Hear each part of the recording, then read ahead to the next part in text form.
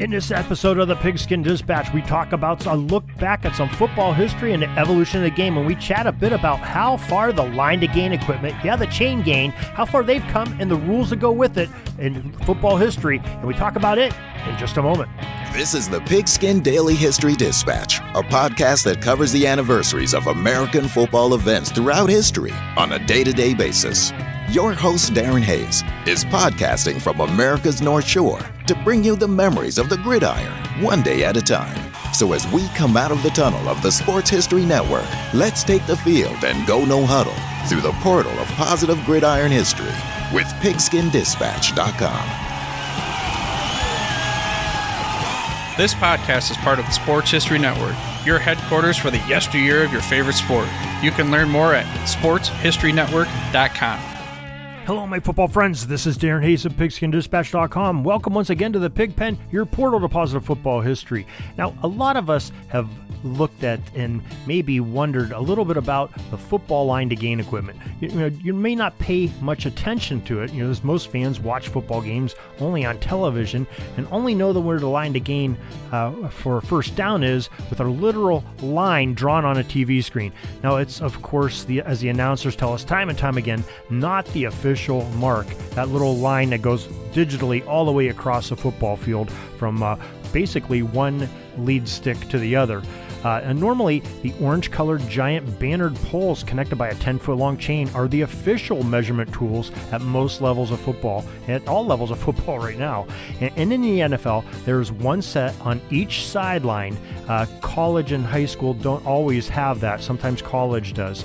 High school normally just has the chains on the head linesman side. And those are the official chains, the line to gain equipment of the whole game. Even in the NFL, the head linesman, I believe they switch sides of the field in the NFL from one side to the other, from half to half. But the head linesman is the official one to indicate where the true line to gain is using that lead stick that's 10 yards apart from where the starting stick is at the beginning of a series. In other words, it's just a mirror to be a point of reference when there's another set of chains on the other side of the field. Now, the history of the line to gain equipment is one that's transformed more than most over the last century and a half, and it is very interesting indeed if you see how far this innovation has truly come in the game of football. Now, it was in the early 1880s when, at the suggestion of Walter Camp, football placed a line to gain of 5 yards, yes, 5 yards, and there were not a whole lot of lines on the field at this time, and definitely not a crew of 3 or 4 people on the sideline with measuring equipment to monitor where that lead stick is. There was many times only a referee accompanied by a representative judge from each team to help enforce the rules. But basically all those 2 judges did from each team was just argue with the referee for their team to gain an advantage in the rules. They really weren't a whole lot of help, and that was done away with, and eventually the umpire position was created to join a referee. We've talked about that before. But according to an interview with Coach John Heisman, that guy, the one the trophy's named after, found in Frank Menke's Encyclopedia of Sports back from 1953 via Allison Danzig's book, Oh, How They Played the Game. It was stated that there were not 5-yard stripes going across a field. The statement from Heisman goes on to say, quote, "There were no linesmen and no line sticks. The referee kept track of distance by just dropping a handkerchief where he guessed the ball was last put in play. The players of both sides would slyly try to move that handkerchief, and while some teammates engaged the referee in a discussion of the rules, so we varied action by kicking a handkerchief as well as a football," unquote. Now, this changed after what proved to be a plethora of on-field issues and arguments over if a team got a first down or not, or hey, this guy over here kicked the hanky. Well, our friend, author Timothy P. Brown, in his wonderful book, How Football Became Football, tells us that in the 1898, the linesman's chains entered into the football rules book. Now, Brown's book says that, quote, "Initially, the chains were a simple set of poles connected by a chain or rope, supplemented by a third pole or down marker," unquote. Now, we got a great picture from back in the 1885 of having a little example of this, an illustration of a football game. And in the background, you can see there's 2 poles back there with 2 small flags, telling exactly what Tim Brown is telling us about in his book. Now that sounds pretty familiar, except the very plain Jane and vanilla and very difficult to see from across the field. Picture it in your head. The poles were probably just pieces of unpainted wood, sticks in many cases. Maybe it was a gray colored piece of pipe that the only indicated where the line to gain equipment was and the ball position with that down marker. Now, remember, the line to gain rules were that an offense had 3 downs to gain 5 yards all the way through the 1905 season. As part of the gridiron revisions before the 1906 season, spurned into action from a meeting with President Theodore Roosevelt, football rules makers rolled out a 10-yard line to gain rule. Now, 6 years later, 1912, a 4th down was added for the teams to try and reach the 10-yard increment in the United States. So far, our friends up north in Canada have kept that rule of the original rule of football of only 3 downs, and they still have it just like us to go 10 yards. There has been some debate about whether the CFL and the rest of Canadian football may go to a 4th down. A lot of the people that are very loyal to the Canadian rules are very much against that. But we today in the United States have 4 downs to go 10 yards, very common to that we know here in the U.S.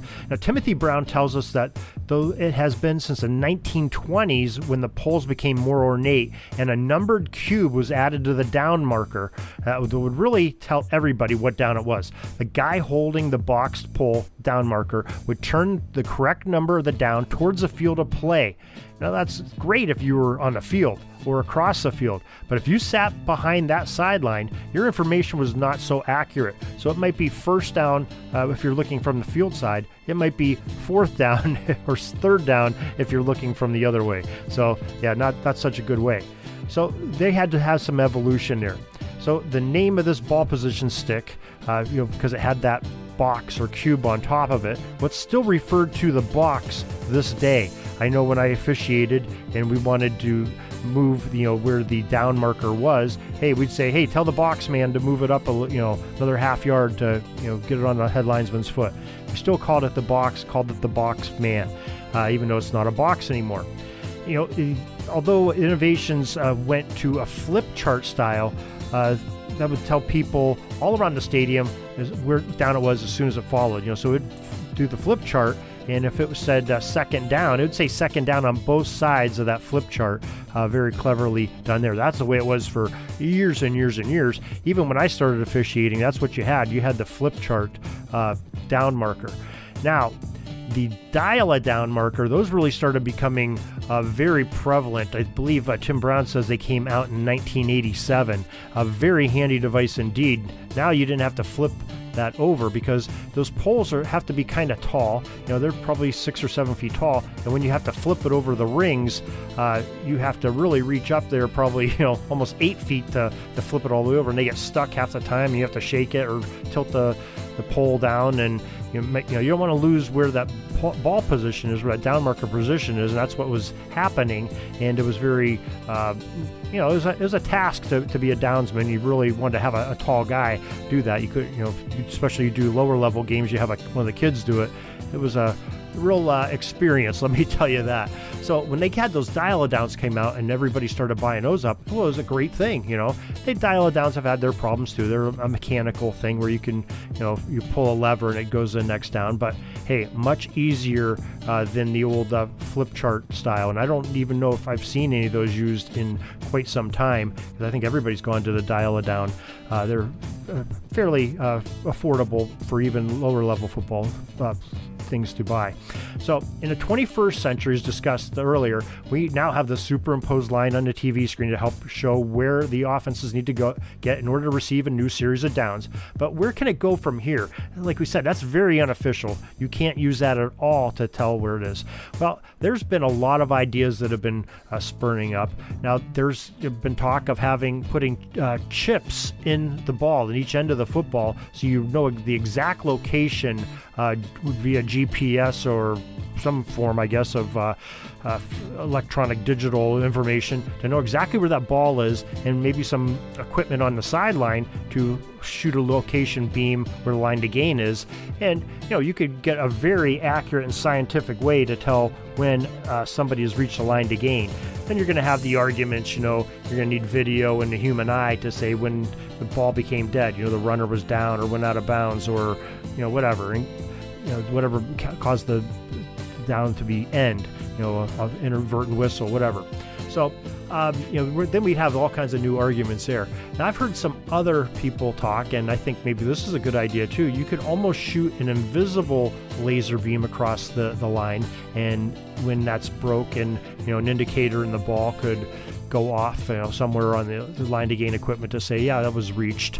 And then you got the same kind of arguments, was the ball carrier down before the ball got there, and yada yada. But we could do a lot with technology to help with that. But you know what, I sort of kind of like having the old eyeballs do the trick, and you double check it with the line to gain equipment coming across the field to do that measurement.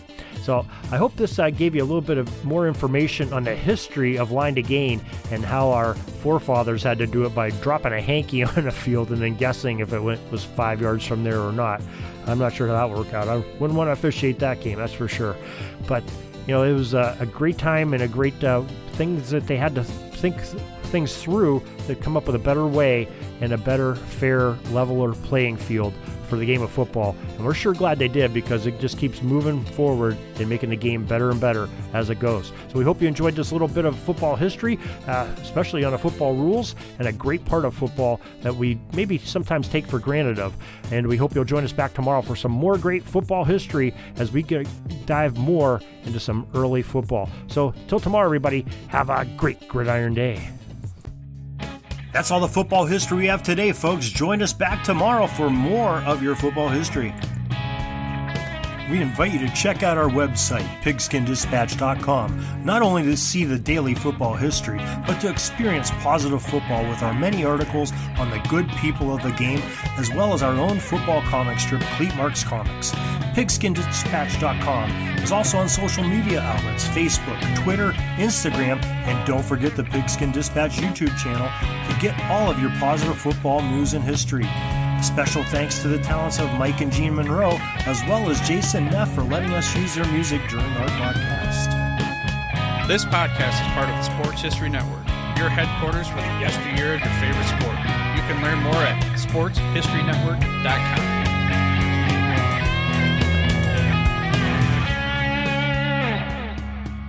Are you having a hard time figuring out what to get Dad for Father's Day? You should check out Row 1 Brand's Vintage Pictorum Gallery. They have America's best sports art.